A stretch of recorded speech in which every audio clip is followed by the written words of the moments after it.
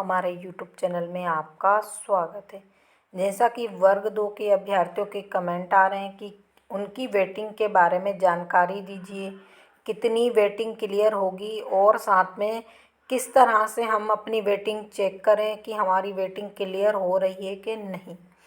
तो यहाँ पर देखिए, सबसे पहले जो वर्ग 2 के वेटिंग अभ्यर्थी हैं उन लोगों को क्या करना है। सबसे पहले आप जितनी भी लिस्टें आई हैं जिनमें अभ्यर्थियों को नियुक्ति मिली है वो लिस्टें चेक कीजिए और इसके बाद आपको क्या करना है, सेकंड पर जो रिजेक्शन में अभ्यर्थी गए हैं उन लिस्टों को चेक करना है। पहले देखिए कितने पदों पर फर्स्ट काउंसलिंग हुई, उनको पेन उठाकर एक साइड लिख लीजिए, यानी टोटल कितने पदों पर काउंसलिंग हुई, कितने अभ्यर्थियों को ज्वाइनिंग मिली और कितने अभ्यर्थियों को रिजेक्शन में बाहर किया गया।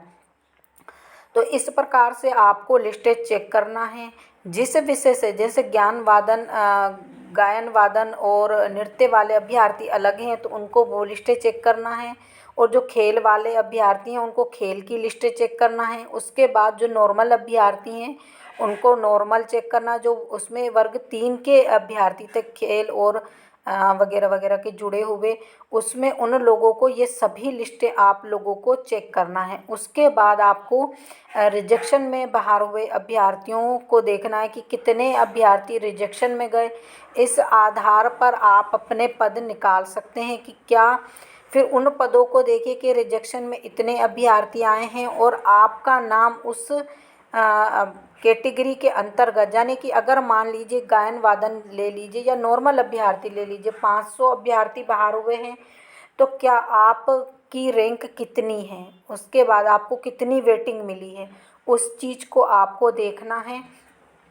और उन 500 पदों को आपको कैटेगरी वाइज फिर डिवाइड करना है और उस आधार पर आपको देखना है कि क्या आपकी वेटिंग क्लियर हो पाएगी या नहीं।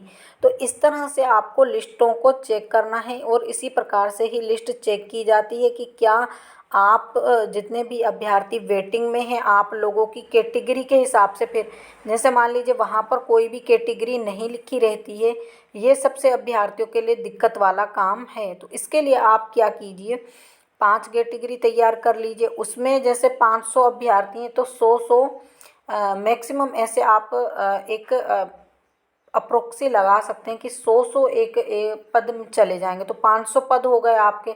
5 कैटेगरियों को UR, SC, ST, OBC और EWS, यानी 100 पद सबको दे दीजिए। उसमें 50 मेल और 50 फीमेल हो गए। अब मान लीजिए ऐसा भी ना कर आप ऐसा कर लीजिए कि 50 आपके किसके हो गए हैं, अतिथि के, और 50 आपके इसके हो गए हैं नॉर्मल जो गैर अतिथि शिक्षक हैं।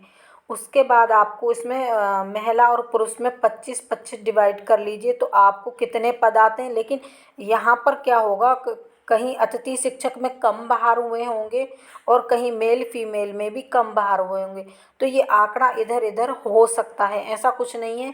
लेकिन आप अभी पहले इस पर सर्च कीजिए तो आपको आपकी जानकारी मिल जाएगी कि आपकी वेटिंग क्लियर हो पाएगी कि नहीं। तो ये एक मोटे तौर पर आप अपनी वेटिंग के बारे में जानकारी ले सकते हैं इस प्रकार से। बाकी उसके आगे हम आपको बताएंगे कि किस प्रकार से सटीक जानकारी होगी कि आपकी किस कैटेगरी में कितनी वेटिंग क्लियर हो रही है। और दूसरी बात, जब तक विभाग इस पर कोई भी स्पष्ट जानकारी नहीं देता तब तक कोई भी आपको नहीं बता सकता कि आपकी वेटिंग क्लियर होगी कि नहीं होगी। सबसे पहले विभाग को ही वेटिंग लिस्ट जारी करना होगी, तब जाकर आप उस पर सटीक जानकारी निकाल सकते हैं कि आपकी वेटिंग क्लियर होगी कि नहीं। तो इसी प्रकार की जानकारी के लिए हमारे साथ जुड़े रहिए। जो लोग हमारे चैनल पर पहली बार विजिट कर रहे हैं प्लीज़ चैनल को भी सब्सक्राइब कर लीजिए, वीडियो को अधिक से अधिक लाइक कीजिए, शेयर कीजिए।